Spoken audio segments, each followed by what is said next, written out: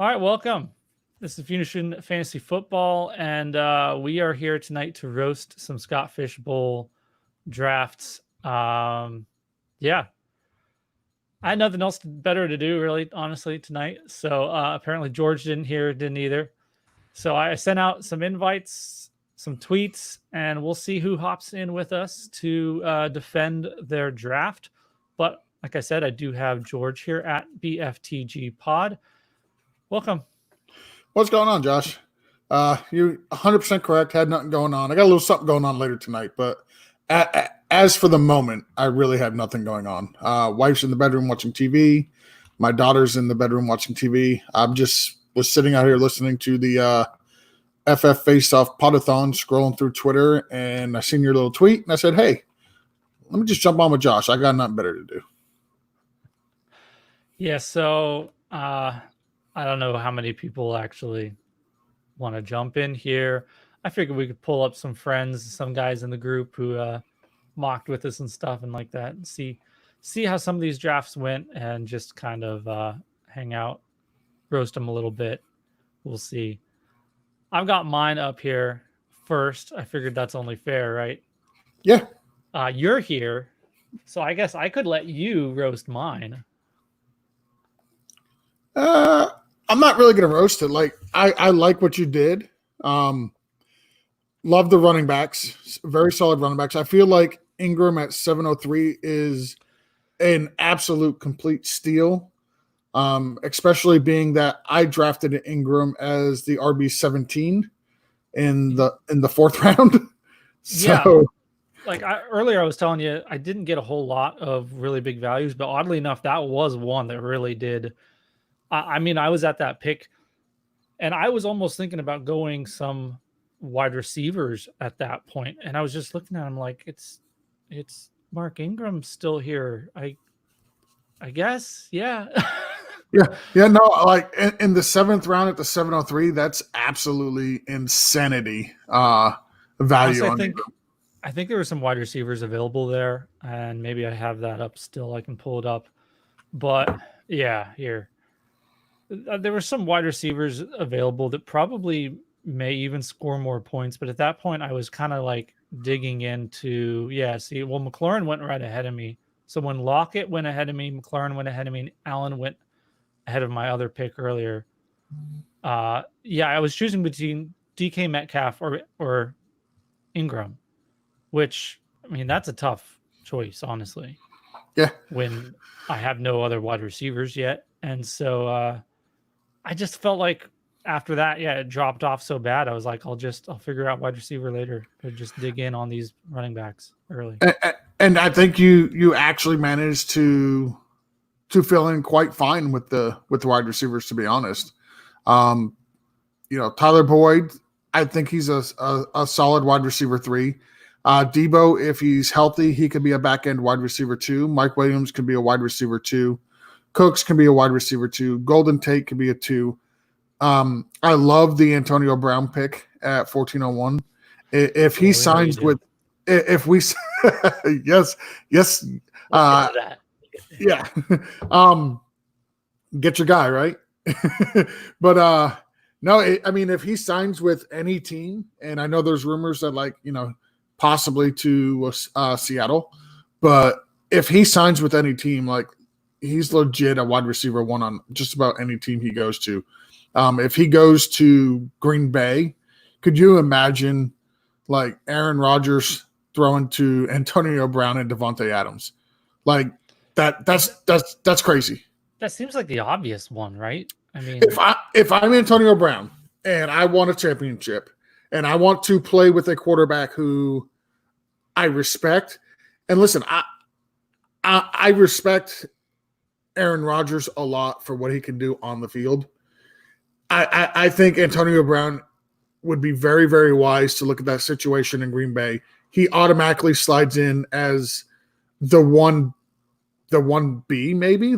Him and Adams are right there side by side as far as where they would fit as the alpha on that team. I mean, it would be crazy. It would be an absolute crazy addition to Green Bay. We would the fantasy community would absolutely love every player on Green Bay at that point. And it would completely turn around my criticism of the people taking Aaron Rodgers. Leave me alone. No, I'm just saying that would he all the reasons I think that he could be bad, that would fix most of them. Yeah. No, I listen, absolutely agree. Adding somebody like Antonio Brown to your team, it does that. It makes it significantly better. So, but there's a lot of potential within the wide receivers. You got to start 3. I think you got, enough depth there to where you could find 3 receivers to start and be fine. And you're probably, between your wide receiver 2s and your wide receiver 3s, you're in better position than most, especially for somebody. Good.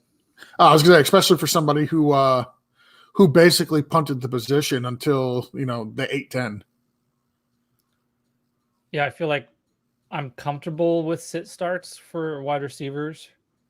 I guess you got to know your strengths and weaknesses, and usually that's one of my more strengths. That's one thing I have a little bit of a problem with when it comes to, I don't know, some of the best ball or some of the dynasty or whatever is. I do feel like we get some of these leagues, and it's like there's no options to make. Like you're just you have a roster that you start. When I kind of enjoy the redraft aspect of having to like figure out who to start, and especially even leagues that are a little bit loaded, 10 teams, that is a part of that I actually do kind of enjoy. And I feel like sometimes we miss a little bit because I feel like almost too much emphasis is now placed on drafting. But there's a whole other side to fantasy just week to week in the season too. Well, it's a week-to-week game. I mean, literally, you can only play 1 week at a time, and it's try to, put the best foot forward you can for that week. And your running backs are obviously going to carry you. If you're going to go, far and deep into the Scott Fish Bowl. I mean, I love Ezekiel Elliott. Todd Gurley, his workload is going to be unbelievable. It's just a question of whether or not that knee holds up. Chris Carson, we already know his workload. He's going to get a huge workload. I know a lot of people are down on Mark Ingram. I'm assuming that's why he fell so far in your draft. But we've discussed this in the chat before. Like, I don't think Mark Ingram's going to lose a whole lot to J.K. Dobbins. I think the odd man out here is Gus Edwards. So if they give Dobbins what Gus Edwards got last year, it's fine for Ingram. It's 170 something attempts, 700 something yards. I was doing that projection just the other night, and I was looking at him like, we just give Gus's work to Dobbins, maybe plus a little towards the end of the season. Yeah. And Ingram's still a top 24 back. I mean, if Dobbins goes out and gets 130 carries in this offense, like, that's fine. Like, nobody's complaining. That doesn't really eat at all into what Mark Ingram did last year. Obviously, I think Dobbins' receiving totals will go up. In 2019, Gus Edwards only had 7 targets. He caught all 7 of his targets. But even if that number spikes up to like 22, even for a rookie, 22 is not a bad target amount. Like, that's really not going to affect Mark Ingram that much. So the hate that's going around for Mark Ingram over Dobbins this year, 2019, or I'm sorry, I wish it was 2019. I think we all wish it was 2019. Yeah. Is it 2021 yet? Yeah, exactly. I think for 2020, like, it's not really gonna knock Mark Ingram. The hate's gone too far. It's not going to knock his value down. It's not going to knock his ranking down for me personally. I think the hate's just gone a little too far on Mark Ingram. Yeah. And then that Brian Edwards pick, I don't know. I was looking a couple places. I might have reached on him, but like I said, I didn't think he would come back. Some other similar options, other rookies, Mims, Pittman, those kind of things. And I just kind of figured I think he's in good position, could get some good volume. And I think there was good news about him as far as his ankle out lately. He was out there running around cutting, showing good. So I think he's on track as much as Debo is for the season. I don't know, just kind of high upside guy for me there. I figured. So I'm 100% trying to fade the rookie wide receivers this year. Yeah, Like there's not a lot of them. I would. He was one of the more refined, rookies coming in, though. I think he was. I'm still not. I don't know. I just think I like some of the rookie running backs that came in. Like I have no problem. I'll draft the rookie running back. I have no problem starting rookie running back. Like their playbook, their route tree, their responsibilities coming out of the backfield. It's not no disrespect to running backs. I get it, it's a complex position. It's a little bit more than just take the ball and run one direction, but it's nothing compared to like the route running and the responsibilities of the wide receivers on the field. Yeah, and with them having a very limited offseason, with them having no OTAs, possibility of training camp not happening, a very real likely that there will be no preseason games. yeah, I think that's the worst one. I think it's all bad. So yeah. we all loved, this rookie class coming in as far as potential and what it can do for your dynasty teams. And I'm 100% not talking about dynasty right now.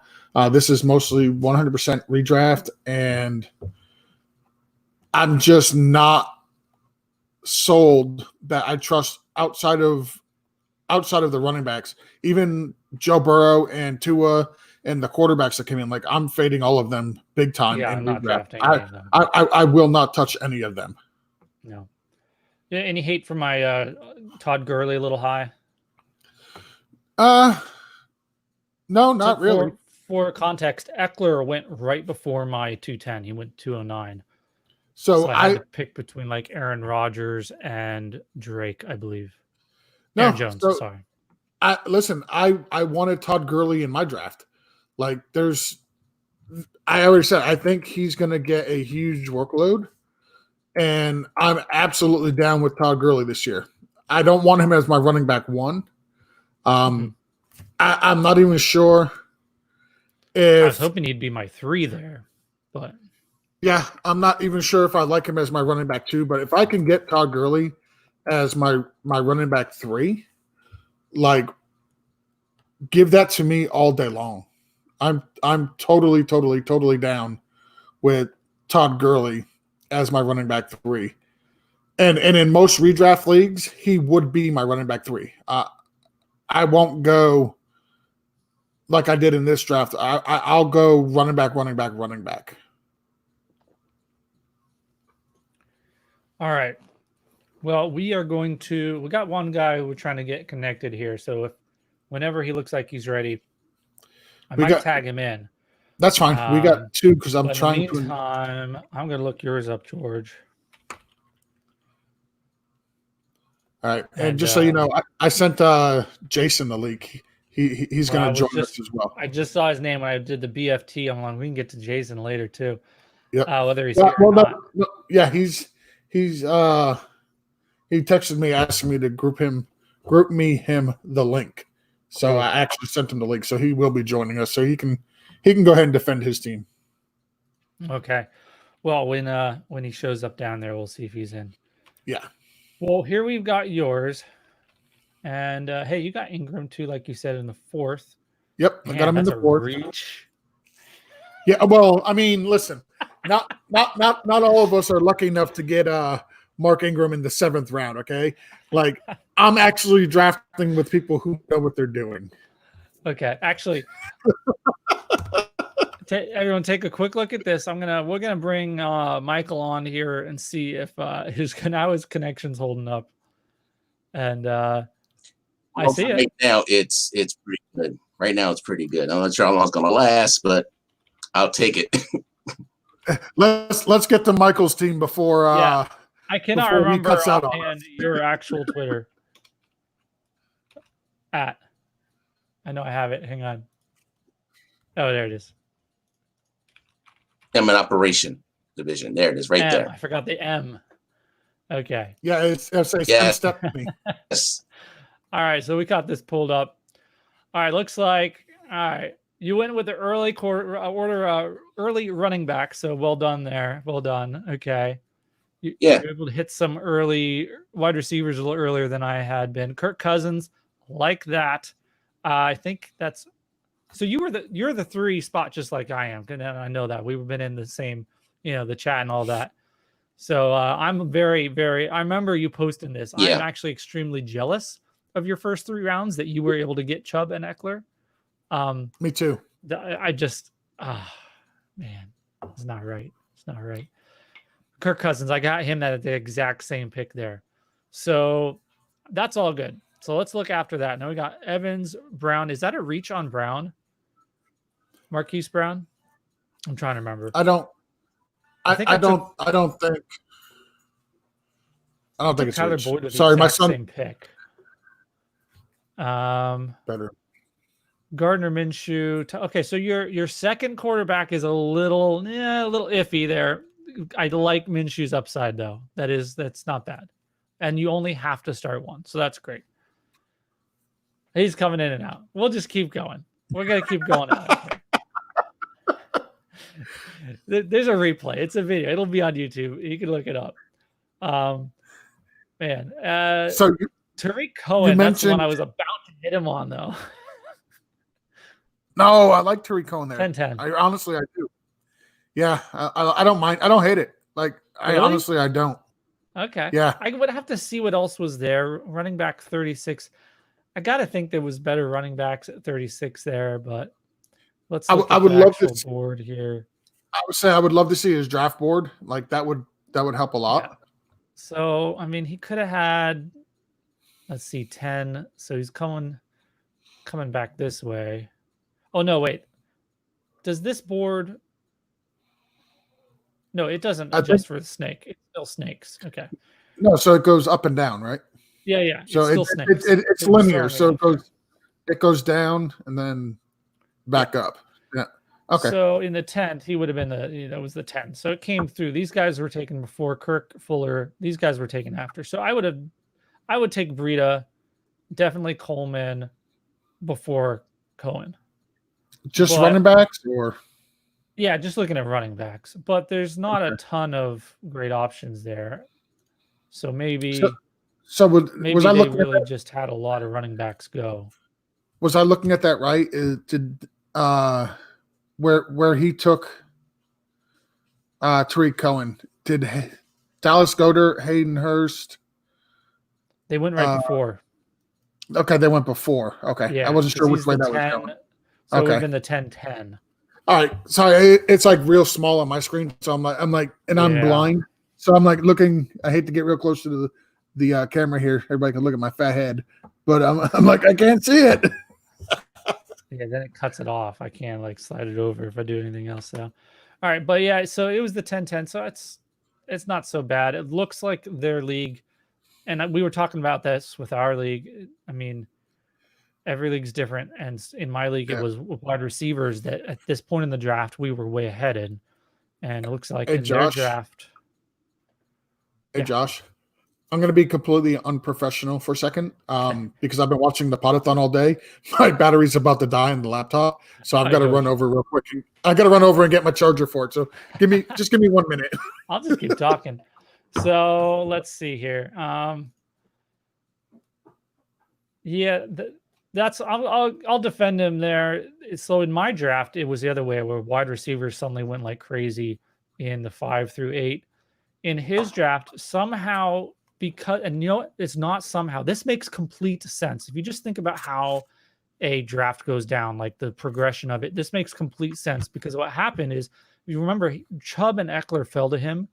The only way that happens is because these guys were going pretty hard on the quarterbacks, and even pretty normal on wide receivers, pretty normal on everything, but they were definitely all in on quarterbacks with looks like 7 going before him, 2 tight ends, and 3 wide receivers. So that's how he managed to get those running backs. But after that, everyone then was trying to catch up on running back. And so there's a whole lot more running backs going in through the 3rd through 5th than I think there were in my draft. So I'm trying to see where I took Ingram in the 7th and Carson in the 5th. So Carson was here in the 5th too. That's not too crazy. Yeah, that's just how the way these things go. There was more quarterbacks, it looks like. Yeah. And he's back. Looking good there, Michael. All right. I'm not gonna hit you too hard on the Cohen pick after all. There was a lot of, although I probably did you know? I don't know. He's not there anymore. I wonder if they knew about Tevin Coleman. Nope, did not. Okay. Shoot. Well, if he didn't know about the Tevin Coleman pick, I guess I can't criticize it too much. I just think I still would have taken Breida ahead of him, but after that, yeah, it fits, I guess. All right, what else we got? Carry on. I think Carry On still has not been taken, and we are in the 18th round. No, 16th round in my draft. I'll say that's your draft. No, this isn't mine, but I'm saying he took Carry On 12-10, and he took Hyde 16-10. I just made, what was that, my 15th? Yeah, we're in the middle of the 15th round, sorry. And I'm pretty sure Carry On Johnson has not been taken yet. So that's, I don't know if that's just because everyone hates him or if Stephanie reached. I don't know which. So Carry On went in my draft. He went as RB47. He went on the at the 12-12. So okay. I'm guessing he went earlier in mine than most. Well, this is 12-10 on here. Maybe my division just hates him. I don't know. I guess I'll take him. I wouldn't. I will take him if he falls enough. I think he'll still have a role in that offense, but I'm like I mentioned earlier about the rookies, how I'm not trusting any of the wide receivers and I'm not trusting the quarterbacks, but the running backs I do. And I like Swift. Like I had Swift coming in as my number 2 RB behind JT. Yeah, I like him. But hey, Michael, I got you. One thing I got: tight ends. That's a lot of faith in Tyler Higbee. Yeah, I know. That's why I went with Jack Doyle 1103. It's like Higbee protection just in case something happens and he doesn't add the production like he did at the end of last year. Everett already go? Tight end in our division is pretty scarce. Yeah, I'm looking through here. I'm losing him again. I had to pick. All right, so yeah, I could have had Ebron, Irv Smith. Everett went right before his 14th. Yeah, he probably should have. Really he probably should have locked that tight end group up. Yeah, I feel like the Carry On was a reach, and then he would have been able to do a couple different things, either tight end, a different running back. Yeah. So pull up his team again, real quick. 48. What? Why is Sony Michel going after Carry On Johnson? It's a league I want to be in. What is going on? Sony went in my league. He was sniped, I believe. Where did Sony go? I'm trying to find him. All right. Well, anyway, Michael, if Higbee hits, then you manage to get like some great value at the other spots. And that's just how this always goes. That if that one weak spot, if the guy that you do have there does hit and makes up for it, you're now stronger at all the other positions too. So best of luck there, Michael. And we'll see how that plays out. I think Higbee and Minshew are going to be real deciding factors for your team. The wide receivers and running backs are solid. I mean, I've seen better wide receivers, but for where you got them, they're good. I completely agree with the carry-on pick. Like looking at his team, starting with Saquon Chubb and Austin Eckler, and then even taking Tariq Cohen at 10-10. I don't really hate that, but that carry-on pick, he probably would have been a little bit better if he addressed the tight end situation there. Just even if it's adding somebody for depth, like if there was a Chris Herndon available that late or somebody like that, I think he would have been a lot better off. I wish he would have been here because we've done a couple of drafts with Michael, and even in these Scott Fishbowl mock drafts, like he took tight ends super, super late. So I wanted to really just ask him why he hates tight ends. All right. Well, Michael, thanks for jumping on with us. Sorry that your connection wasn't working out, but we're going to move on here. I've got another guest coming on, another BFTG. We've got Jason. How's it going? Good. How about you guys? Dude, it has been a busy weekend for BFTG charities. I'm digging it. Yeah, same here. Yeah. It's been a fantastic weekend. I retweeted it. I believe I will do it again. If anyone out there is interested in any charity leagues for this year, these are the guys you want to talk to. They've got all kinds of great prizes, apparel. You tell them, George. I've got type. I'm not going to tell him. I'm going to let Jason tell him. Go ahead, Jason. So year after year, what we do is we buy pristine auction prizes. We get stuff like a Cam Akers mini helmet, J.K. Dobbins jersey, Jerry Jeudy jersey, Michael Irvin mock Super Bowl trophy. We got a Jerry Rice football, Michael Thomas jersey, or is it a football, George? Michael Thomas is a football. All right. Jersey and football and mini helmet after jersey, football, and mini helmet. And what we do is we Jason, we also have a Lombardi Trophy replica. Yeah. The Michael. Don't forget that. Yep. So we start leagues with a specific buy-in. For example, the DJ Moore jersey is $45 buy-in. We'll have 12 teams, and whoever wins the league wins the prize. All the money that we take in goes to the charity. George and I buy the prizes out of our pocket. We don't take any of the money back. It all goes to buying Toys for Tots. We were blessed this year to have a couple of donations. Shout out to the guys at Sleeper Wire who donated the Michael Thomas ball. Shout out to Pristine Auction who gave us a credit, and that's how we got the Jerry Rice, also through Sleeper Wire. But for the most part, we out of our own pockets buy the prizes and don't take any of that money back. It all goes to buying Toys for Tots. Yeah, so check that out. We'll talk if you guys need any help running leagues again. I did one last year. I'd love to do it again. So we'll see. I've already penciled you in for running a league. You just don't know it yet. Okay. And I don't honestly, know. These guys are so busy with all that stuff. If I can just take some of that off your plate, then I feel like I've at least been able to do something.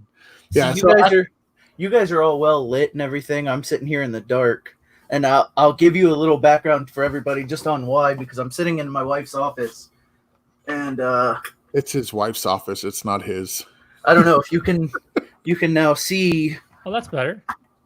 But now you can see. But you can see all of Jason's stuffed animals, all his Eeyores. I got mess back here. I got like preschooler stuff on the table over here. Come on. It's not a great fantasy football look, I can tell you. I have Mary and Joseph up behind my head.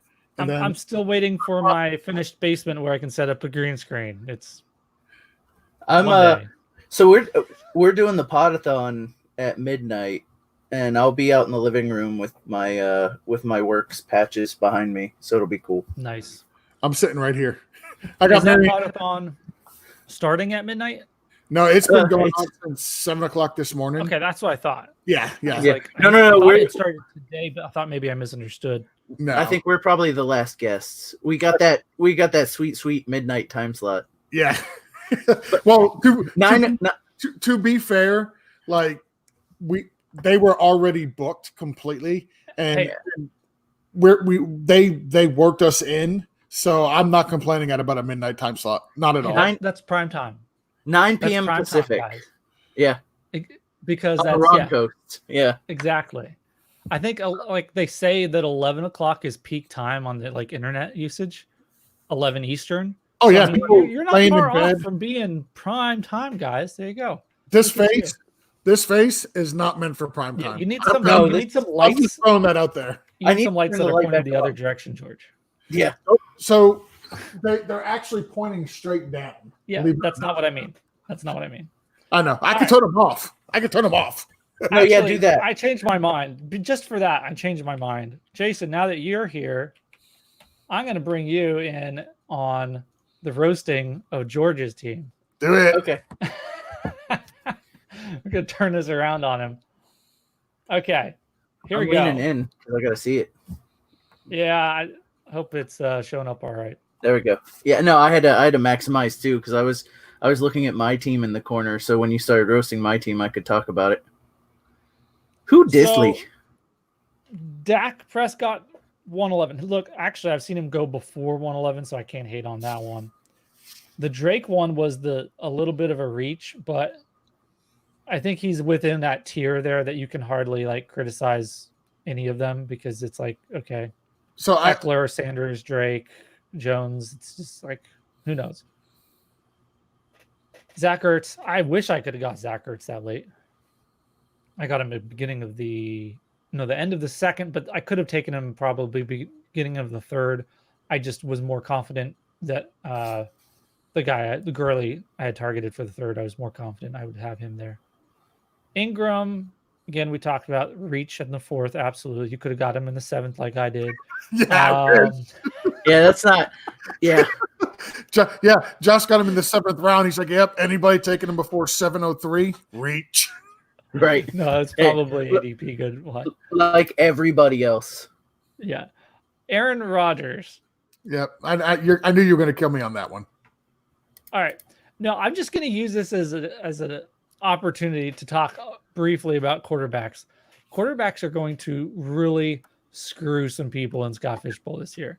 I don't think even the smart people have really looked at it and considered they're focusing too much on the end of the year point total. They're not looking at how they got there week to week. They're not looking at how bumpy that road was. And there's a lot of these guys that have, and Aaron Rodgers was one of them. Almost every other week is single digit points. He has those big 30-point games too. Yes. And so it comes out looking pretty good. And even when you stat him out, although when I stat him out in Scott Fishbowl, fun fact, Aaron Rodgers over the past 3 seasons has averaged only 214 points in Scott Fishbowl scoring. That's not great. I need him 1 week. That's all I'm This saying. is just overall Aaron Rodgers, because I've seen some people actually saying that this scoring was really good for Aaron Rodgers, and I was like, what are you talking about? No, it's not. Of course not. No. Well, I think they're saying that the scoring format is good for him because he doesn't really get sacked a lot. He doesn't really get a lot of interceptions, and he's pretty accurate. So I think that's what they're saying, but he doesn't really throw for a lot of yards. He is an accurate thrower, but he is not a high completion rate thrower. Yeah. There's a difference, and that's the mistake that's being made, quite possibly. You're right. I think so. He's Listen, not. He's 64%.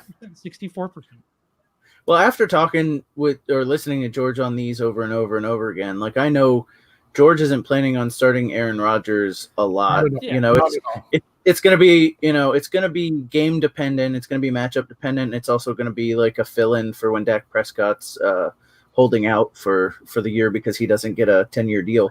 So yeah, he doesn't get that 10-year, $475 million deal. so he got a little bit. I understand why he went Aaron Rodgers there. Again, he's not the best quarterback in this format, but quarterbacks. I relied pretty heavily on the idea that quarterbacks went really early in mocks last year and ended up going really late in my actual draft, in most people's actual draft. So I thought that was going to be the case this year, but I picked Kirk Cousins, I think, in the 5th and started a 10 quarterback run. Like there was 11 quarterbacks taken out of 12 picks in that 5th round. Wow. We'll look at that in a minute. Something dumb along those lines. So with that being said, like quarterbacks flew. So if you didn't get one where he got one, likely you weren't coming back and getting a decent one. Yeah, I don't know, to be fair to George here, what was around that. So in the 5th. Let me do this. I will share my screen. Well, I've got it up here, or that's just hard to see. I got it. Is it easier if I just share my No, this is good. From MFL. The colors are better on MFL, but you're not the names and the numbers aren't any all right, better. so I'll stop sharing then. So you could have had, let's see. So the quarterbacks that went after you could have had Carr, Jimmy, Goff, Newton, Tannehill. Yeah, so I could have had Tannehill, I could have had Newton, I could have had Goff, Jimmy G, Derek Carr, Locke, Roethlisberger, Rivers, Bridgewater, and Burrow. I'll throw Joe Burrow, even though I already said I won't touch the rookie quarterbacks. All those guys were available when I took Rodgers. I was actually hoping to get Matt Stafford. He went a few picks before Aaron Rodgers. If Prescott gets hurt, Aaron Rodgers becomes my QB1. I trust Aaron Rodgers as my QB1 in this format more so than hoping Ryan Tannehill is super efficient. Cam Newton is still a question. We don't know what we're getting there. I'm not a big fan of Goff in this format. Jimmy Garoppolo scores good in this format. So does Derek Carr, but I didn't trust either one of them as well as a QB1. As a QB2, who I plan on starting week in and week out, okay, yeah, I trust those guys more. Absolutely. But I don't want to go with 10. If something should happen to Dak, I don't want to go with Tannehill as my QB1 or Derek Carr as my QB1. I understand the format is built better for them. I get the scoring format favors them over an Aaron Rodgers, but I just don't trust those guys as my QB1 should something happen to Dak. And I've been saying it, for weeks leading up to the Scott Fish Bowl. And I didn't hear anybody say it before me. Like, this scoring format does not favor you starting 2 quarterbacks at all. You're talking about guys starting Gardner Minshew as your QB2. That's bold. I'm not a fan of that. I don't think I ever could pull that trigger on that at all. Yeah, you definitely have to dominate it early, or just do what you were doing. Just try and get one decent one or good one in Dak.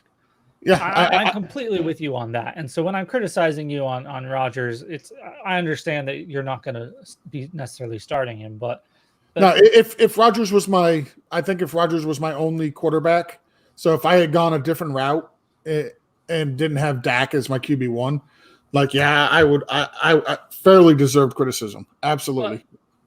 But my point there is, the reason I have a problem with it is not just that it's Aaron Rodgers, and even knowing that you're not necessarily going to be starting him. My point there is, well, if you're not necessarily going to be starting, then what in the world are you doing wasting a 5th round pick on it? Again, so 2 years ago, maybe it was 3 years ago, doing in the Scott Fish Bowl, it's the same format, super flex, whatnot. I had Ryan Tannehill as my QB2. I only drafted 2 QBs, was planning on starting Tannehill. He goes down with an ACL in the preseason. I end up having to spend $100 on Jay Cutler. Learned my lesson for now on. Okay, with the format given being a super flex, I will. After that year, I want 3 starting quarterbacks. That's what I did last year. I took 3 starting quarterbacks and actually ended up with 4 because I took Danny Dimes real late. So, which actually worked out because my starters ended up getting mono, and then Matt Ryan got injured and whatnot. So, Danny Dimes was actually thrusted into my starting lineup super, super early. But this format, with all the negatives for the quarterbacks, I just wanted somebody that, if Dak got hurt, personally felt comfortable sliding into my starting lineup as my QB1. And I didn't want that to be a Ryan Tannehill or somebody of that ilk. Okay. So if I'm and again, this right, when Antonio Brown signs with Green Bay, that pick at Aaron Rodgers at 5 is going to look like a genius pick. Nice stack. Yes, it'll be a very nice stack. My Alan Lazard pick real late that looks good right now will not be as good. But that Antonio Brown pick that I took late looks a lot better. All right. So yeah, that's my only thing is I would have just waited. I'm trying to see what would happen if you had waited. You could have double tapped on a. Yeah, they did go pretty quick on there. So maybe you made a good call in predicting it, because I was thinking, what if you could have gotten 2 lesser guys? But yeah, Fitzpatrick only just went in the 14th round or something in our league, our division. So you guys definitely jumped on them in the middle of rounds here. The quarterbacks flew. Yep. In this division, I mean they absolutely flew. I'm super stoked that Dak did actually fall to me. Like I said earlier, for my first round, I had 4 targets, and they literally went pick 7, 8, 9, and 10 in that exact order. So I wanted Kelsey, Kittle, Derrick Henry, and I thought for sure if I don't get any of those 3, I thought for sure I would be able to get Dalvin Cook at 11. None of the mock drafts I did had him going before 11, and I am not scared of the holdout. So I thought for sure, worst case scenario, at 11, I start with Dalvin Cook, and he went right at 10. All right, Jason, you got any roasting to do on this? I mean, listen, I know Darius Geis is his guy. Get your guy. I love him. Have you not seen the photos circulating on Twitter of this man's hamstrings? Like, I'm not one that tweets at NFL players not very hamstrings. Often. Oh yeah, it's his muscles, his leg muscles. But hamstrings are muscles. Yeah, you don't see the hamstrings. He's got leg muscles, okay? His quads. I told him, dude, skip leg day. It's okay. You can skip. Like, I don't tweet at players. I don't recommend anybody tweeting at players. If you do, you should never, ever, ever tweet anything negative about your fantasy team at a player. That's just, that's just don't do it. Don't be that guy. But I literally tweeted at Darius, and he liked the tweet. I told him it's okay to skip leg day every once in a while. I think that's Jarvis Landry's safe floor, so I can see why you did that with Tyler Lockett and Antonio Brown, Mike Williams being your wide receivers. I mean, listen, when we get to mine, I'm not going to be able to badmouth wide receiver because I went real late too, missed the boat a little bit, so I can't say too much. But looking at that team, wide receiver is a weakness for sure. Yeah, well, yeah. I mean, I didn't take a wide receiver until the end of the 7th round. Yeah. Tight ends, Dawson Knox, cool. I mean, he was in the 16th round. I know. That's what I'm saying, though. That's you have Evan Ingram too. In the 16th round, and you're gonna try to roast me for that? No, yeah, I'm not. Ertz, Ingram. I like Dawson Knox there. I mean, that's almost your strongest position, and I guess that's kind of my problem with this. Is it's like you didn't really pick one position to really be great at. You're pretty solid at running back, especially. Well, we'll see with Niners, but yeah, you're already saying you're not planning on starting necessarily 2 quarterbacks, so you're not really dominating that. And then you had to wait on wide receiver to do that. So it just seems to me like it's a safe team. It's a safe team. Lots of upside on the team for sure. But I think overall, like the floor is very safe, but the upside, like Zach Ertz, with everything that's going on with the Philadelphia Eagles right now, Zach Ertz can literally lead that team in targets this year. And getting him at the 311 in this scoring format is, he could easily be the wide receiver 1 this year. Yeah, that is your wide receiver 1. It's the same on my team too. Yes. But you can't actually start him in the wide receiver slot. Right. But I was just going to say you're gaining that advantage. Your 3 starting wide receivers are Lockett, Landry, and Mike Williams. Until Antonio Brown signs with Green Bay. Right. Or if Preston Williams comes back. Well, yeah, so Preston Williams, like I like him, but I am concerned about that. Like he had a end of the year ACL, so who knows? Or not end of the year. I'm sorry, midseason. So who knows? Week 8. Oh, okay. It was even earlier than so like right in the middle. That's earlier than Cups was last year, and then he came back. So I don't even know anymore. Yeah. So it's.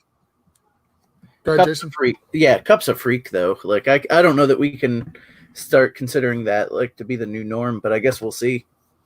Well, I don't think it'll be the new norm, but like the timeline puts Preston Williams back like on a normal timeline. It puts him right back at the beginning of the season. Yeah. So he might come in and miss a couple of games, a game or two. Hopefully it's nothing more. But yeah, exactly. It's yes, there's no room for error. Yep. Okay. Anything else? We'll switch over here to Jason. Oh, good. Your team's good, Jason. Don't downplay it. Yeah, I was looking at it earlier. So I've noticed I like the teams that started the draft early. Like if you were at the front of the draft, I like your teams a lot more than if you're drafting at the end of the draft. That's funny because I was looking early in the fishbowl, and I was loving the teams that were lining up late, just with value. And I was happy to get Kyler Murray in the second here. Get some of the ground yards. I think that maybe helped me when he gets sacked a whole shit ton.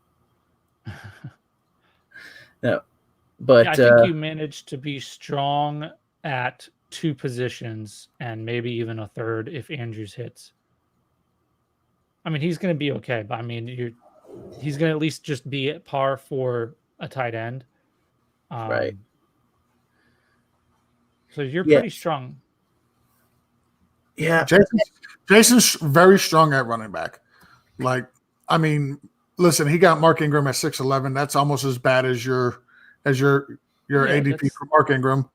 That's a little. I wish I was. I wish I had guys like. There was no way Mark Ingram was falling this late in my draft. It was not happening, not at all.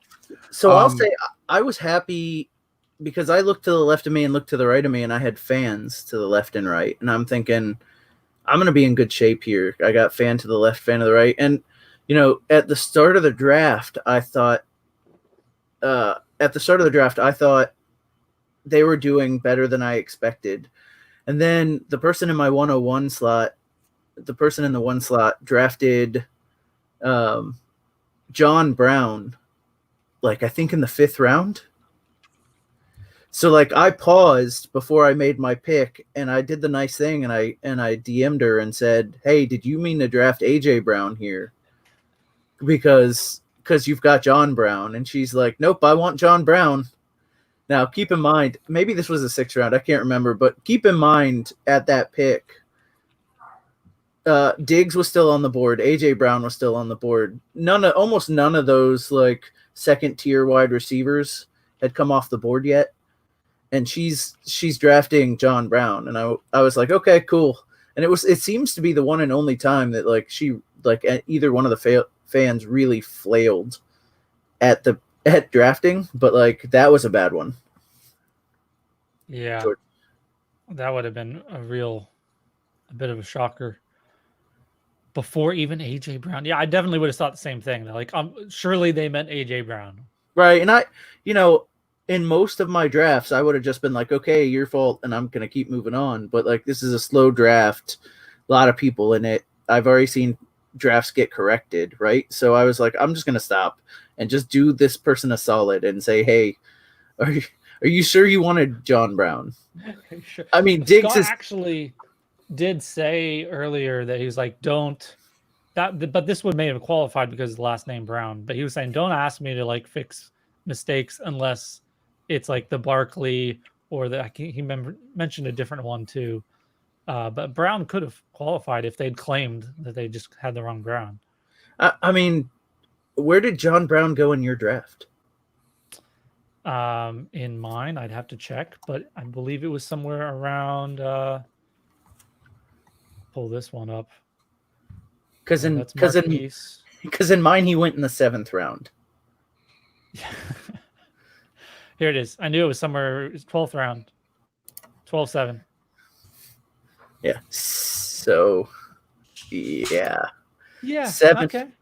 So 7-1. That's how some of these players are falling. Because I always want. I'm like, how is it that this is the player that's running back whatever in that round? Like, what players were being drafted before? I feel like told George. I feel like our player pool in my division had a leak, and we were like losing players that weren't actually getting drafted or something. Like, I couldn't figure out what's going on. There was a lot of that for me too, but this one was it literally, and she's gone on to make decent picks.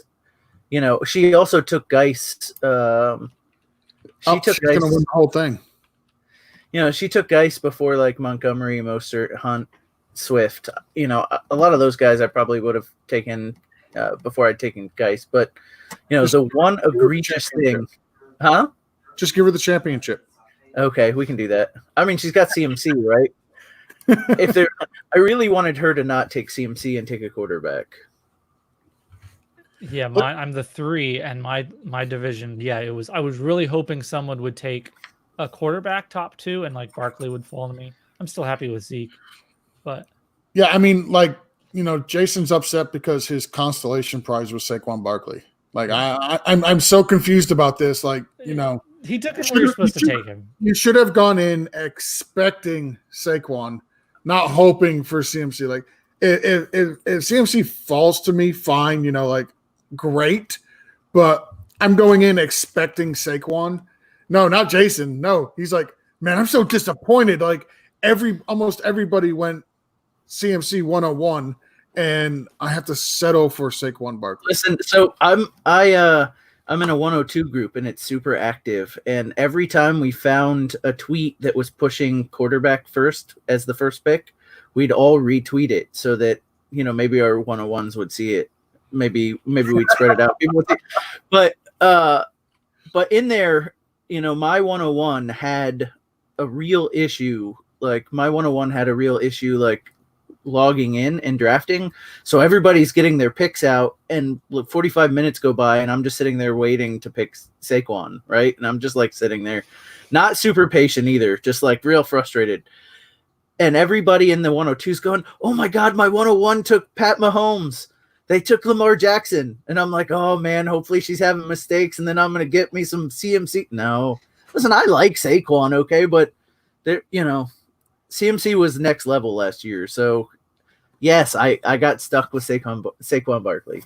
Damn it. And everybody feels so bad for you too. Looking at your draft, I mean, you are very like ADP straight. Just get the good player at that position. Well, at the same time, you definitely had a roster. It looks like you had a roster construction like approach going in. With wide receivers? Can I say a little something about his roster? I mean, it's his roster. I was hoping he could say something about it. Go ahead, George. Go ahead. Half of that roster is mine. I just want that's not true at all. Every time he would call me at work, he would DM me at work. He would text me at home. Hey, I'm on the clock. what do you think about this? What do you think about this? Like he run his picks through me, which is fine. I don't mind. And 90% of so here's what I did. I said, George, I'm looking at these couple of guys. Tell me why I shouldn't take David Montgomery. And I wanted David Montgomery. Because fine, I took him. I swear half the people who did mocks with us also have Chris Carson and Mark Ingram. Yeah. It's gross, right? Like it is so true though. I think Chris Carson and Ingram are the two most owned people from our mocks that we did. Literally the only pick that George talked me into was Mark Andrews. That's literally the only pick he talked me into. No, and I was leaning here. Latavius Murray. We talked about it, but I was on the fence between Latavius Murray already and Pollard. That's not, you didn't talk me into him. I did talk you into it. I was there. You needed a job dodging or Mostert. That's good. You needed that. But, no, I wouldn't. Yeah, I would. I wasn't in a Mostert at all. I definitely would have taken Hunt over Montgomery. I like the volume with Montgomery for sure. So that's where I went. Yeah. I don't think there's anybody behind him, and he's going to get 250 plus touches this year. So I wanted volume. Not the worst. Yeah, this is supposed to be like I'm supposed to be able to roast you. This is no fun at all because this is just like it's pretty solid, right? All right, that's just what you should get. What you get. But you did fade wide receivers throughout that, so that's what I meant to ask you: did you have that intention going in that you were gonna how you were gonna build it? So initially, I wasn't going to fade him as hard as I did. I was actually looking 6th, 7th round at wide receiver, but they kept slipping, right? Like all the good wide receivers kept slipping round after round after round. And honestly, when I took Dave Montgomery there, like then all of a sudden the wide receivers I was targeting just left. T.Y. Hilton was a good consolation prize, but I waited one round. I wanted Robert Woods. I wanted somebody like that. I waited one round too late. But last year, I made it to the playoffs, and my big issue is my running backs all got hurt. At one point, I had to start Chase Edmonds, sorry. And it happened to be the week that he had, 3-4 touchdowns. So it worked out, but, I got to the end of the year, and all my running backs were hurt. So I thought, it's not going to happen to me this year. I'm going to load up on running backs, and it really did just kind of like where Mark Ingram fell, where David Montgomery fell, where Chris Carson fell, that they felt like they were better than the wide receivers that I could get, or that there was just too many wide receivers and I could get one later. And that's kind of why I ended up Blake Jarwin as my second tight end is not my favorite thing, but we had a couple of mini runs, major runs. So if you can go back, take a look at around where I took Cook Cousins, and just like list off the quarterbacks that went. There was one a couple of picks. So there was one right before me, and then there was one a couple of picks before that, and then it was just like, but right after me, quarterback after quarterback. Yeah, like you were talking about. So it starts off 501, of course, Tom Brady. Then you took Kirk Cousins, Josh Allen, Daniel Jones, Ben Roethlisberger, Baker Mayfield, Phillip Rivers, Allen Robinson stuck in there, and then we're back to Tannehill, Garoppolo, and Minshew. Yeah, wow, that's literally 10 quarterbacks. 10 quarterbacks in that round. If you go back up, you got Goff that went in the 4th at the 11th. So 11 out of 14 picks went quarterback. So, and then if you look, I think there was a tight end run in there somewhere as well. In the 9th, you had started with Gronk, and then you took Gallup, which I like your wide receivers there. But Hurst, Gesicki, Fant, Hawkinson, Goddard, Doyle. Hawkinson, Jonnu, Doyle. Yeah. That's a round earlier than mine went. And I was super thrilled that Marvin Jones lasted through that tight end run. Yeah. Because that, I really did punt on wide receiver, but being able to take TY, come back and get Gallup, and then get Marvin Jones kind of saved wide receiver for me there. I was kind of counting on that tight end run so that I could get some of the wide receivers I wanted. And that kind of worked, but they also just went sooner than I thought. There was a huge run of them 5th through like 9th. About half the picks were wide receivers. So, and then I've got N'Keal Harry, I've got Robbie Anderson, but we're getting into the 13th, 14th, 15th round. It's like you're grabbing guys that you think might have some upside. Yeah, I love the N'Keal Harry pick, to be honest. Yeah, like if you look what Cam Newton has historically done with big body wide receivers, Devin Funchess, who was the other one that Kelvin Benjamin. Kelvin Benjamin, yeah. Like he took these obscure, irrelevant, horrible wide receivers and made them, very fantasy relevant for the most part. So I don't think N'Keal Harry is just an irrelevant, obscure wide receiver. Like I like his talent. I think he's going to be a decent wide receiver. I like him paired with Cam Newton there. I think Cam Newton's going to love him some N'Keal Harry, and I think he's a better wide receiver than Julian Edelman for Cam Newton. So I love that pick there. The Latavius Murray pick, again, solid pick. Kamara missed a few games last year. We've seen what Murray was able to do, and even still, like Murray has a solid role on that team. And Duke Johnson.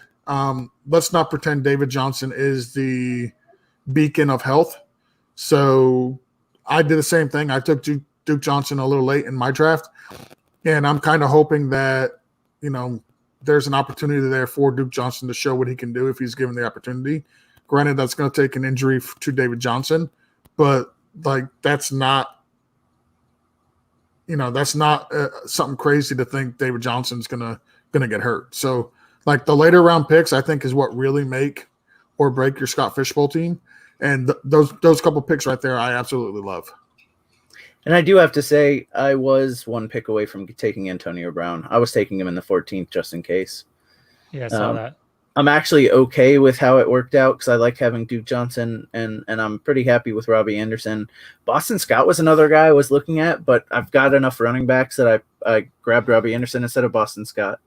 That's actually just what I was gonna say.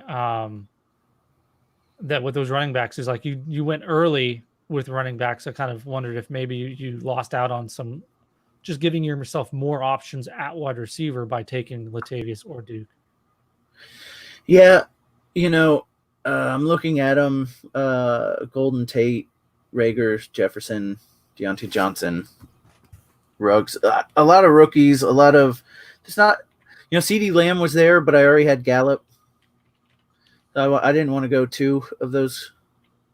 But I'm actually happy with the way it worked out. Again, I'm where we were in wide receiver at that point. I think Latavius Murray and Duke Johnson were better picks. I was still able to get N'Keal Harry, which made me happy. Yeah. No, that was a good consolation. Yeah, I got Sterling Shepard, I guess, if he doesn't get hurt. But then, a lot of that area was rookies. Deontay Johnson maybe is the one that I really missed out on. Yeah, I was really hoping to get him. There's 2 that I really wanted, Deontay Johnson and Marquise Brown. And unfortunately, I don't have. Oh, you know what? He was picked before me anyway. Never mind. Yeah, that's what I was going to say. I play with a lot of 11th. I play with a lot of smart people in my league. They took Marquise Brown and Deontay Johnson before I could get to them. But those were 2 guys that I'm really high on, and I was really hoping to get them for this format. And then only having 2 quarterbacks, we talked about it earlier. Likely I'll only start one any given week, but I have the ability with Cousins to probably start 2 if I need to. I was thinking about grabbing a third one late, but when you get in the third quarterback section back here at the end of the draft, it's like, are you ever really going to be happy starting any of those guys? You're gonna start Tyrod Taylor, really? I mean, only if you have to. I think really, you might. You do? He's not a high completion guy, right? No, he's a pretty decent scoring in SFB scoring. I saw someone went back, and at least his time in Buffalo at least was pretty decent. Because he doesn't push it. He's a little bit more like a car kind of thing where you think it's bad, but then it's actually not that bad. He's also never been on an offense with really decent weapons. He's got some decent weapons now. This is the so best maybe he's ever had. Yeah. Sure. So, all right, you two. I'm going to let you guys go take a breather before they are going to be on the FF Face-Off mental health podathon that's going on right now. They're going to be on at midnight Eastern. I'll be done by then, so you have no excuse. Go ahead and check them out over there. Hey, thanks for having me on, Josh. Absolutely. Anytime. Thanks, Josh. Appreciate it. See you, George. Jason. I've got two other guys here that I am going to bring in. They were on our live stream mocks that we were doing. I got Jacob here and Casey. Welcome, guys. What's up? Thanks for having me on. Yeah. Now, the fun thing with you two is you were both 101s, right? Yes. Yeah, so that's going to be interesting. So I'm going to pull up Casey's, and we're going to look at it really quick here. Oh, that's right. You're under. Yeah. It's not. It's going to be under. Yeah, I remember now. Yeah. We're going to look at his briefly, and then we're going to jump over to Jacob and actually do yours in full. But just so that we can kind of get an idea when Casey says anything about his team here, we can see. Yeah, we're all doing the same thing here, fading the wide receiver. Mm-hmm. Yeah, some good values. You got Debo in the 11th, I think. Can't remember if it was 11th or 12th for me 11th, too. yep. Cool. All right, we're gonna jump over.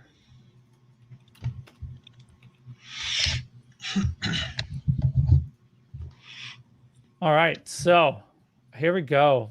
I've seen this roster, full disclosure, and I have already said how I really like it and expressed how jealous I was that a few of those players managed to get to you where you were.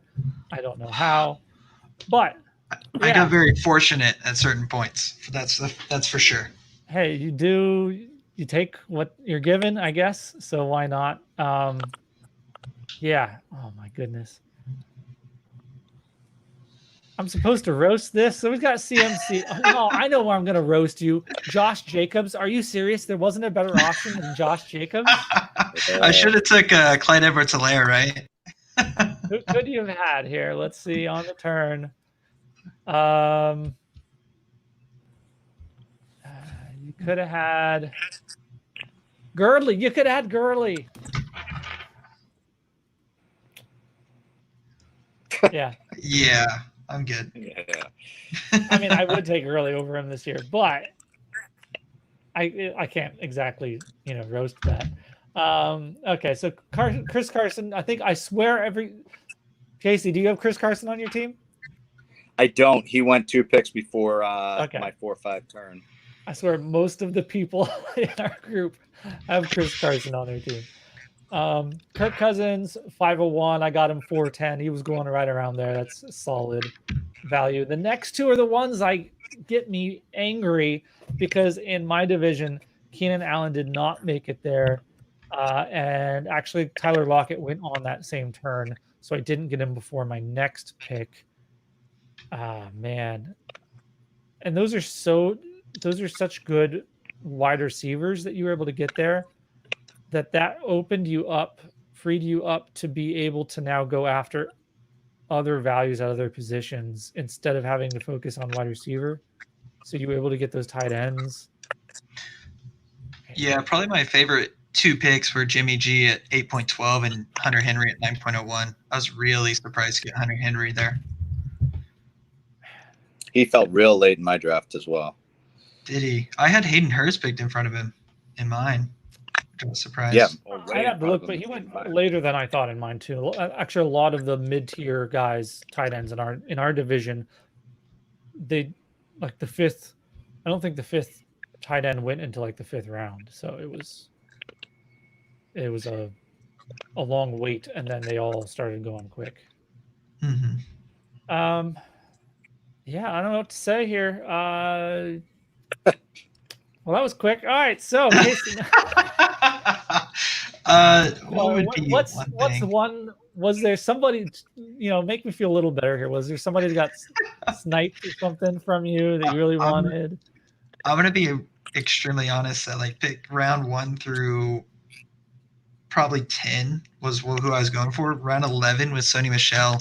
That was the one pick that I didn't feel fantastic about. Like, for example, I could have went receiver with Christian Kirk. Could have went high upside with Alexander Madison. I mean, even probably like the high upside of Justin Jefferson. But, I mean, I've honestly just been feeling pretty good about who's fallen to me and how it's worked out for me. Because it just seems like every time, like 3 to 4 picks before I plan who I want, and then it's been happening, which I know not everybody's going to be that fortunate, and it's easy to get sniped, but it's just how it worked out for me.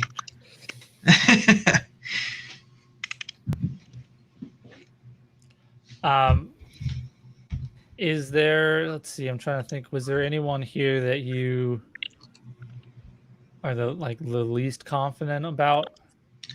Probably Aaron Jones. I think he has the most risk out of anybody I picked related to the ADP. He's one guy that I decided to go running back heavy to start just because it falls off so fast. And that pick also was rough for me just because I was hoping it'd be like Kenyon Drake instead of Aaron Jones. But I mean, it's Scott Fishbowl. You got to go for upside. Eckler was gone at that point? Eckler was gone. Yeah, okay. Eckler was gone. Eckler went at 2.02. He went so early. Yeah.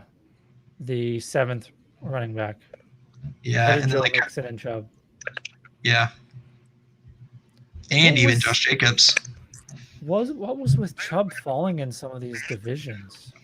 I think everybody got Kareem Hunt. It's weird. I have them both for like 240 and 200 points, respectively. Mm-hmm. So it's not like they can't both be good, but I get it. Okay. You probably. Not much to say about that one. It's pretty good. I'm not going to make you say much because you still got, 8 rounds to go here. But obviously, you're probably going to have to focus on wide receiver. I'm not telling you anything that you don't or your division mates don't know. Yeah.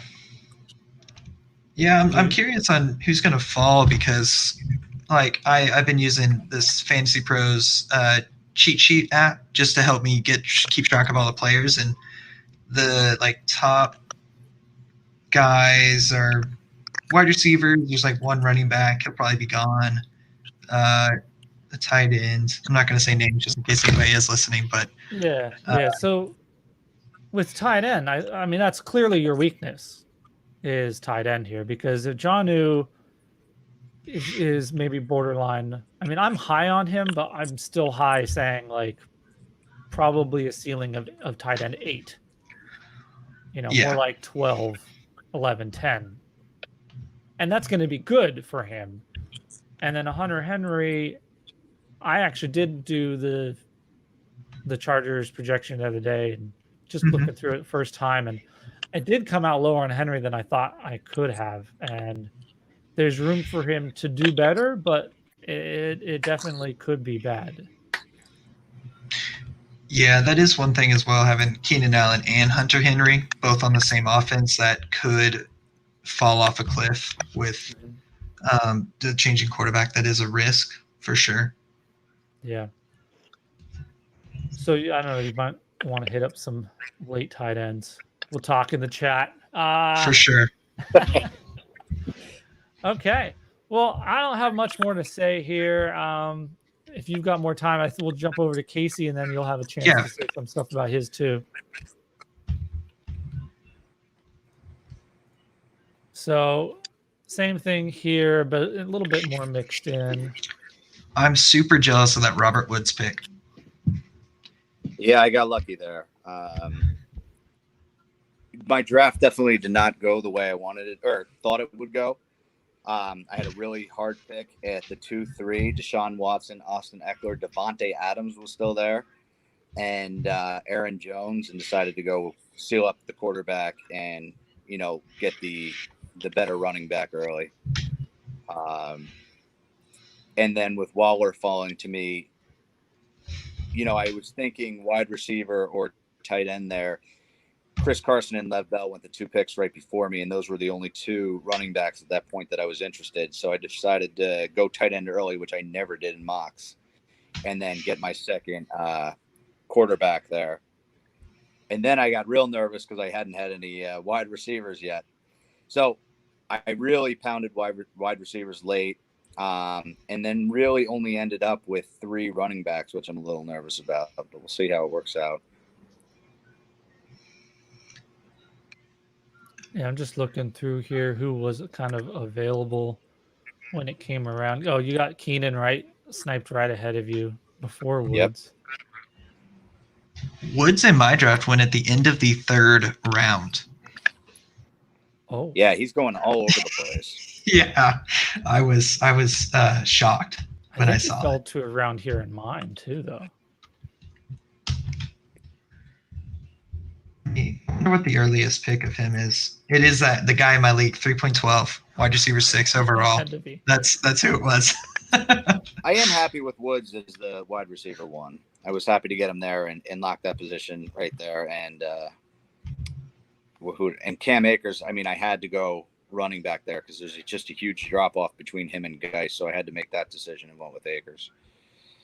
Yeah, because you had to go with the 2 earlier, at least the second early quarterback and the Woods pick in there, you kind of had to make sure you got that 3rd running back high. I like Akers as a rookie in Dynasty. He was my 3rd running back, and particularly for this season. I know not everyone's with me, but no, the offensive line is a little tough. Yeah, but I think it could still come out with like 200 points PPR. I'm not sure how that came out in SFB. I think Cam Akers has one of the higher floors out of the rookie running backs. I wouldn't say ceiling because like Jonathan Taylor, Swift, CEH. Well, right. CEH has a higher floor, but he has that workload that could definitely help him out, and he's also safer than anybody that you could have picked after, which included like Darius Geis. Right. But at the same time, if you told me that Cam Akers had the most points in PPR among the rookie running backs in 2020, I wouldn't be all that surprised. I mean, I would be very happy. It would just take this season going down a little bit, and Jonathan Taylor getting 2, mixed in with Mac. Same thing for Dobbins and Swift. That's all it takes in all of those other situations. Now, the same thing could happen to Akers with Henderson, but we still don't know how to say Darrell's name, so I don't think so. Yeah, and then I was just real happy with the wide receivers I was able to get in the value, including, and then getting Nick Foles in the 16th. I was really just banking on going 2 quarterbacks. What did I get him in the 16th? Yeah, the last pick of the 16th round. I mean, it just made sense there. Yeah, you pulled off the Justin Jefferson stack with Kirk Cousins. It didn't land right for me in my 3rd pick, and the way that we were taking wide receivers. I would have had to take him ahead of like Brandon Cooks or something like that. I think I took Cooks instead of him. I went with Marquise Brown over Cooks. Oh, so he was. I like that, and I think I went with Marvin Jones and Debo over Cooks as well. It was Marvin Jones or Cooks was my decision, really. I think I'd already taken Debo. Mm-hmm. I did manage to get Irv Smith, so that could be a thing with Cousins. I like that. I like your Blake Jarwin there. That's good value. And the Everett pick. Were you talking about that in chat? Where yes, I talked about every single pick in chat. This is really everybody's roster. Well, yeah. There is now I asked something questions. I posted recently that nobody's answered yet. So yeah, you did. Well, I just remembered that. Half the time in the Fusion FFB group me chat, I I ask a question, and other guys, this happens all the time too. They ask a question, and by the time anyone actually answers, he's already made up his mind. He's already making his pick. But so then it's just like, let's guess if we could actually get it right, and if he did the same thing. I am on the clock in 2 picks. Oh, nice. I'm in the. There's a 1 pick, and then a guy is already chosen his pick, and then it's me. So I may get a live pick here, but I did want to let you know that you had the latest pick of Gerald Everett. Casey, really? You did. That's nice to hear. Hey, he's not gone yet in mine. Quiet. Oh, sorry. That's crazy. As we talked in the chat, I was going to go Greg Olson there, but he went the pick right before me. Oh, that makes sense. I'm happy with Everett. He has a super high. I'd say he has a moderate to high ceiling, especially where you're getting him. I've talked about this like crazy. I'm very skeptical of Tyler Higbee. So yeah, a lot of people are saying that his ADP has dropped significantly. They both did the same things, just at different times in the season, and one of them, because of when it happened in the season, we're elevating, and the other one not. It just doesn't make sense to me. Right. Yep. All right. I like the Malcolm Brown though. I like that stack because you got Akers. That's a really great kind of sneaky value. Or are all of the like Justin Jackson, I assume Joshua Kelly already gone? They went pretty early. Boston Wow, Scott, all those guys. My division is pretty on point with their drafts. I didn't see anything crazy really past the first 2 rounds. Delvin Cook fell all the way to, what was it, 12-10 or 210? Yeah, I see that now. Wow. Yeah. And Raheem Mostert went before him. James Conner was taken Conner 2-8 went before him. Yeah, so those were pretty crazy. Wow. I think Mark Andrews went real early. Wow. But overall, it was pretty standard. Good, really, really good division of people that are drafting very fast. Yeah, what is this? Yeah.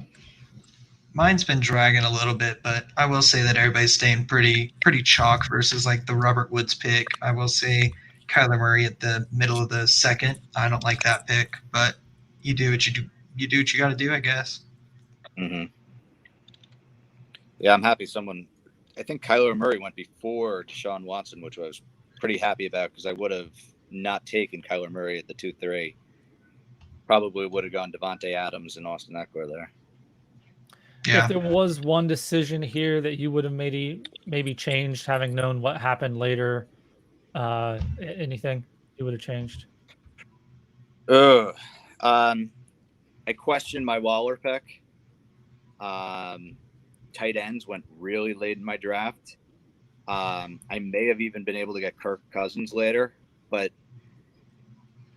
I may have tried to sneak in. I know nobody here likes him, but Ronald Jones, I probably could have gotten over one of my wide receivers, but then I'm giving up a Marvin Jones or a Debo at that point. So I'm overall happy with it. I really didn't know what to think. And then that spreadsheet came along and I was at least 4th in projected points on a weekly basis, which made me really happy because I didn't know what to think of my draft. Yeah, that had to have been because of the Woods and the Landry with their floors giving you good per games. And probably the Debo, I don't know what they're projecting for him. True. Per games on Marvin Jones and Debo, if you give them full 16s, you're always going to look good. Right. So, but regardless, I know it doesn't mean anything, but it definitely made me feel good about it. No, I'm with you. Point about your wide receivers, though, is even like Brown, Jones, and Debo. Debo, that's kind of new this year, but Brown and Jones, Marvin Jones, those are both guys that are kind of high points when they play, but they seem to get injured and not always play. Right. At limited sample with Marquise Brown, but still, it's just kind of his body type, what you'd kind of assume anyway. And last year somewhat proved it. So with those guys, you have really high per game. So when they are playing and you can start them, you're getting good points. Mm-hmm. I've done that approach before where I like intentionally take players like a Marvin Jones, or I can't remember who it was in past seasons, that are going to have high points per game, but everyone's fading them because of those injury. So I was like, well, I'm just going to embrace it. And I'm just going to get all of them, and then someone's going to be healthy. Right. And that actually is part of my question in the chat that's waiting for you guys to answer. I'll make sure to look at it. Nothing for on air here. Oh, I see. I will have to get to that later then. Help you out. All right. Do you guys how you weren't around? I had mine up here earlier. You can see how, the wide receivers came later, but I got some decent ones. Debo, Boyd's kind of a safer guy. I like Boyd a lot. That's a good spot Williams. for him as well. Brandon Cooks, yeah. Yeah, I like that. I've wondered same thing about Ertz. Is I really had hoped kind of to go 3 running backs. I wanted Gurley to be my third. Eckler was taken 209 right ahead of me, and so I was debating between Eckler and Ertz even as I was on deck, and I probably would have been better off if I had done that. I could have taken like Evan Engram instead of, was it Mark Ingram, I think? Yeah, I could have taken Evan Engram. Engram went the pick after Mark Ingram pick. I like Mark Ingram. Yeah, but if we kind of flipped those, I wonder if I would have been better off, having the Eckler and Engram instead of Ertz and Ingram. Yeah, that's just so tough to say, though.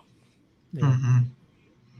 But I didn't get Eckler, and so I would have had to take Aaron Jones or a Drake or trying to remember, or Josh Jacobs. Or Josh Jacobs? Yeah.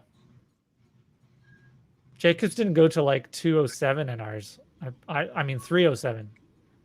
Wow. That's ridiculous. I took Gurley over him. Gurley has a ton of potential this year. He'll be.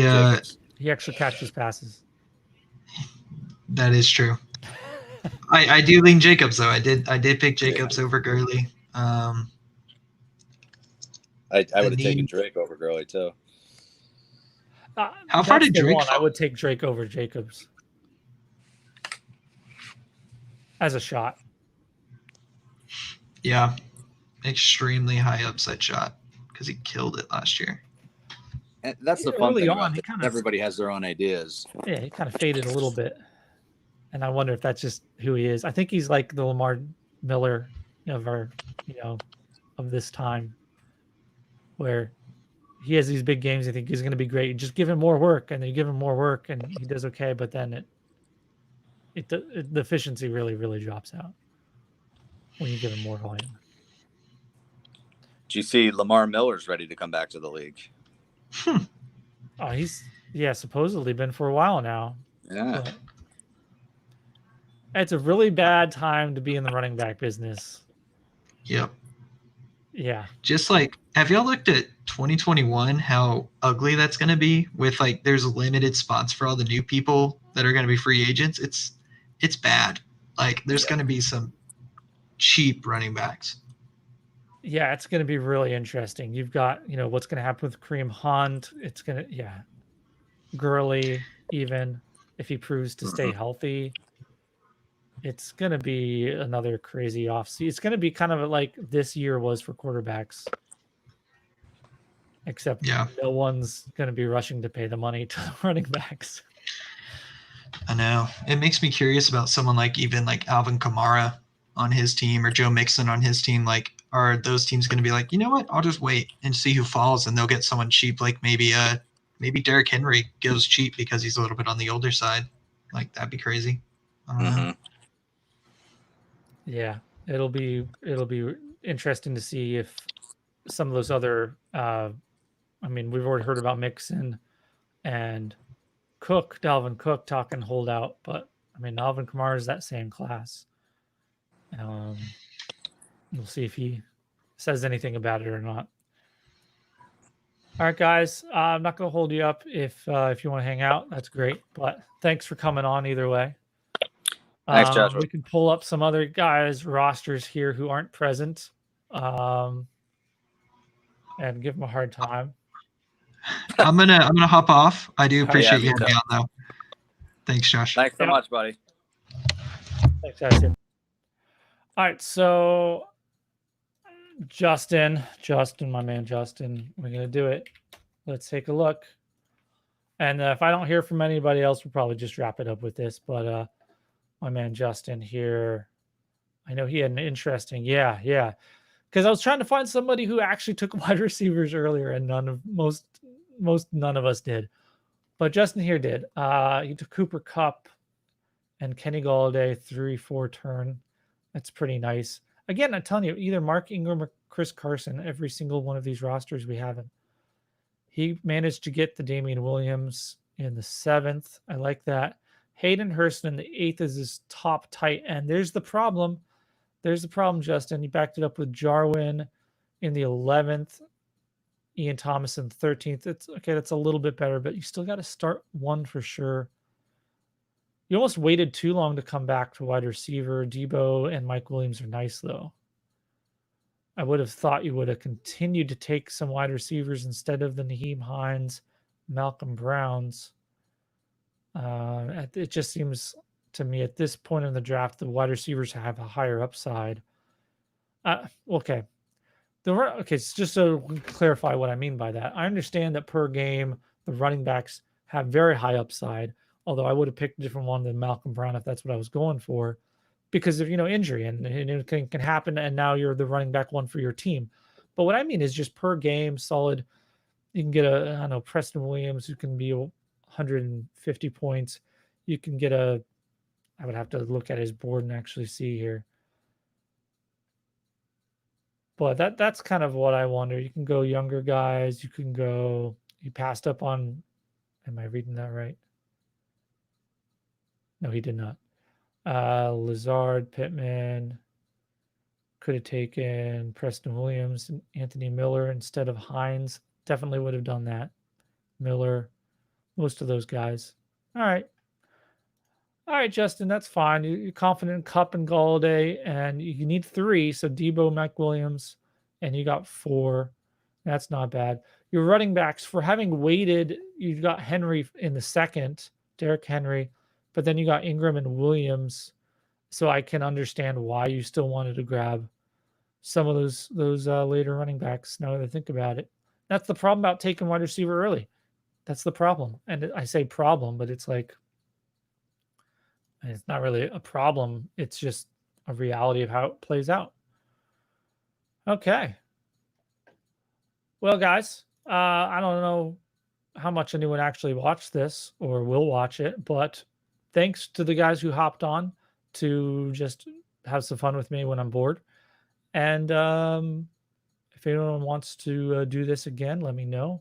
I had some time. I usually don't always have this kind of time and this kind of night, but maybe we can make it happen. I do have my podcast. I actually put a real podcast episode out just yesterday, so check it out. I'm talking about a lot of different things. Scott Fishbowl, a little bit, not the details, more about, talked a little bit about how it affects how these quarterback scoring could be interesting for other leagues and kind of could actually throw a wrench and that's not a good way of putting it. Can make it sound bad. It could just maybe evolve Superflex, I think. I don't know. Maybe I'm alone on that. And talked about gaining edges in different ways. One of them was tight ends. Another one was kind of listening to a lot of the bigger names and influencers and the quality guys like the fantasy footballers, Roto Underworld, these kind of people that are put out quality work, but are also more followed and listened to and really are influencers in the hive mind of fantasy world. So the higher chance that your league mates are listening to them or consuming some of the content from them, or they represent an approximation of what your league mates are more likely to agree with. So if you can find where they go wrong, that's where you can actually find some edges and make a profit. So check that out. I kind of just gave one quick example in that podcast, but it's something I might continue to do in the future more and really focus on if it turns out to be an edge.